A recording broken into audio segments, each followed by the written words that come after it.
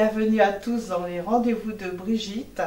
Vous avez compris que je reçois une personne aujourd'hui qui nous est venue de loin, qui vient de Belgique. Merci beaucoup à toi, Quentin, d'avoir répondu à mon appel. De rien. Oui, c'est vrai que ça m'a fait faire 3 heures de route puisque j'ai traversé à peu près toute la Wallonie. Je réside à Arlon, qui se situe à peu près des 3 frontières de la France, la Belgique et le Luxembourg. Donc j'ai rencontré Brigitte le 17 mars lors d'un salon littéraire à Auchy-les-Mines, le salon littéraire Marc Tapage, et donc on a fait connaissance. Voilà, on dédicaçait tous les deux notre livre dans le même salon.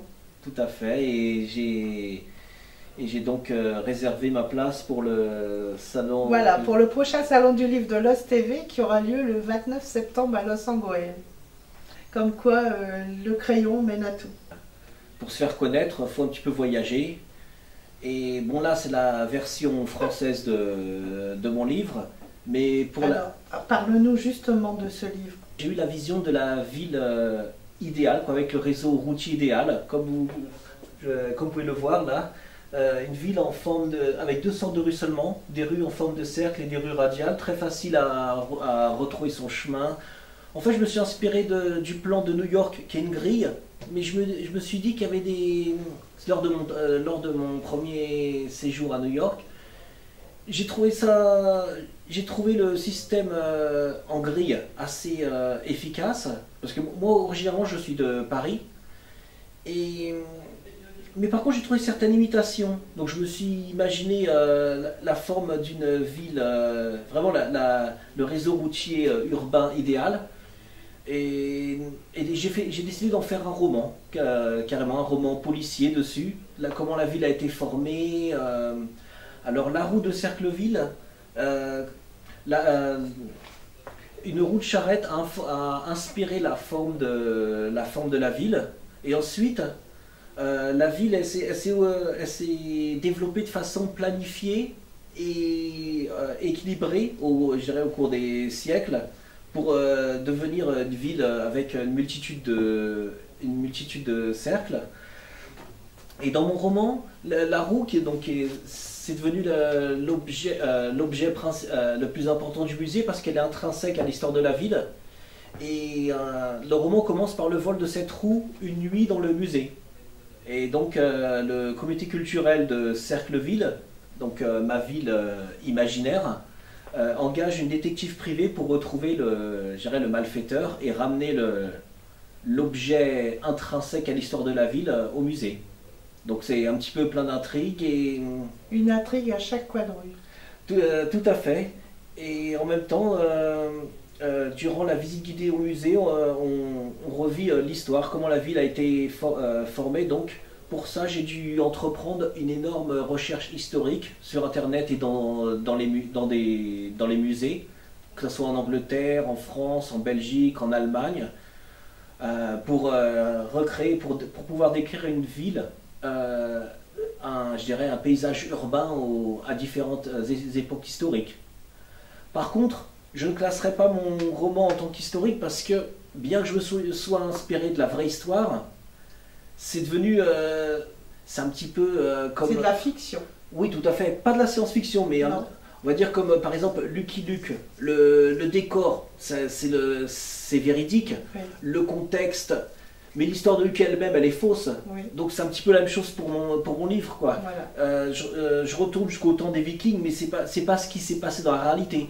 Ça aurait pu se passer, mais disons que j'ai pris, je dirais, différents morceaux historiques, je les ai combinés ensemble en faisant une suite logique, mais à la fin, ça reste imaginaire. On va inventer un nouveau terme, une histoire fiction. Tout à fait, voilà. C'est notre invention, voilà. Tout à fait. Je reconnais que ce mot n'existe pas dans le dictionnaire, peut-être qu'un jour, grâce à toi, il y arrivera. Tout à fait, il y a des mots, le mot internet, il y a 40 ans, il n'existait pas. Voilà, comme quoi, il a fallu qu'une personne, une fois. Oui. Voilà, donc ton livre, on peut le retrouver dans toutes les bonnes librairies. Le promouvoir auprès des librairies, mais bon, c'est vrai que c'est très difficile maintenant, parce que les libraires, ils référencent des milliers de livres, et au bout d'un moment, bah, ils acceptent vraiment que ce qui vient de certains éditeurs.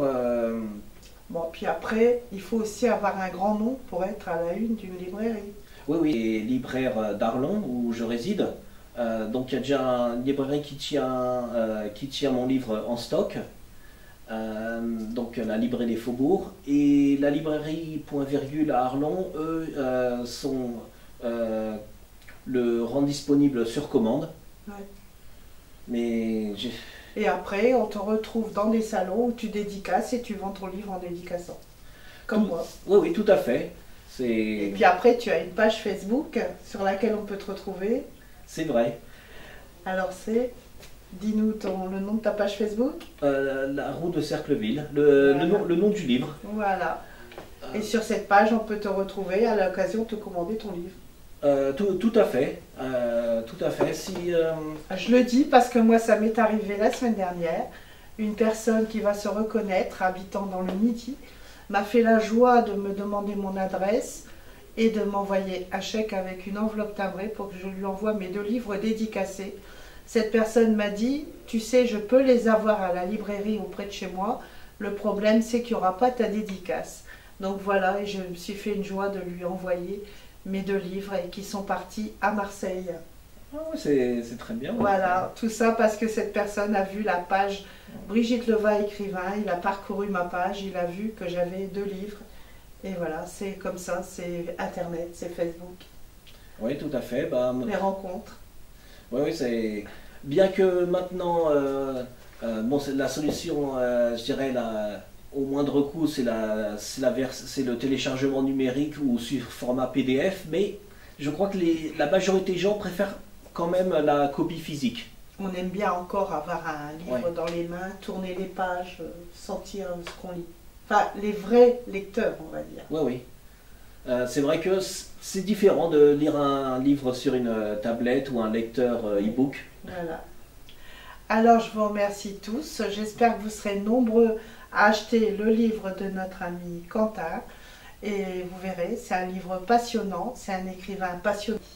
Oui. Voilà. Merci beaucoup. À bientôt pour un nouveau rendez-vous de Brigitte.